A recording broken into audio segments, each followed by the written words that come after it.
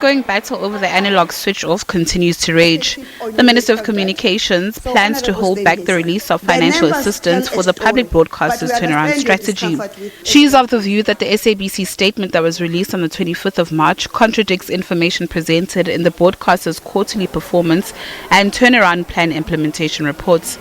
She says she will write to Parliament to withdraw all the SABC's quarterly performance reports as they are based on what she says is inaccurate information.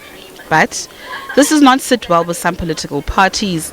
Others are even calling for meaningful engagements between the two parties. The Minister of Communications is capable enough to engage with the management of the SABC, seeing that you are an SOE that falls under that ministry, to make sure that where there are issues of concern or where there is an impression created that the pace through which the entity itself is moving to implement certain things like the strategic program of digital migration. Develop a program on how you really make sure that you intensify the speed through which these things are being done. At the end of the day,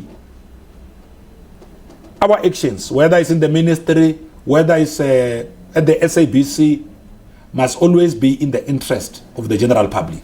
It is very clear that there is stark differences between the minister and the SABC board with regard to the state of the digital and analog transmission and where it is at this stage.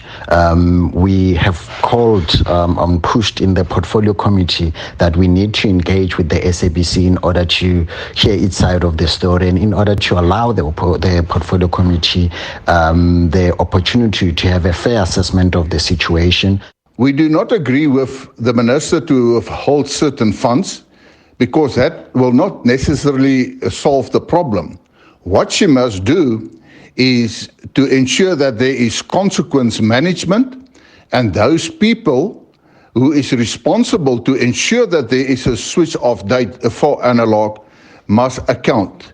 And if they do not comply, then there must be severe consequences for them, and rather replace them than withholding funds. We are also deeply concerned that the Communications Minister intends stopping financial support to the SABC. This support is needed to implement its turnaround strategy. Surely discussions with the SABC should have taken place before such a drastic step is taken, which will have severe financial implications for the SABC. The ATM firstly believes that the Minister must not interfere with the operations of the SABC. Moving from analog to digital depends on the supply of set-top boxes to indigents. And the SABC is fully operational in the ground. And we believe that it is the SABC that must have a final say in this matter.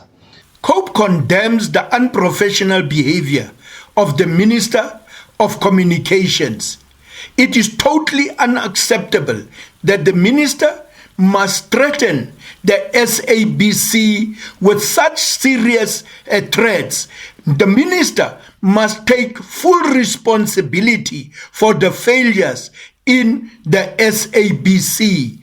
5 provinces except Gauteng, KwaZulu-Natal, Eastern Cape and the Western Cape have not made the switch to digital yet. Natasha Piri, SABC News, Johannesburg.